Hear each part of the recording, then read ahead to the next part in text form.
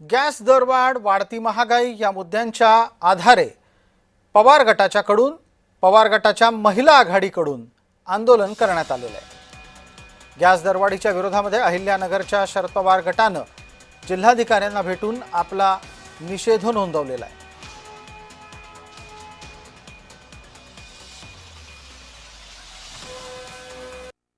या सरकारला निवेदन दिलेलं आहे की जो गॅस दरवाढ चालू आहे, महागाई चालू आहे, त्या संदर्भात त्यांनी काहीतरी ठोस पाऊल उचललं पाहिजे।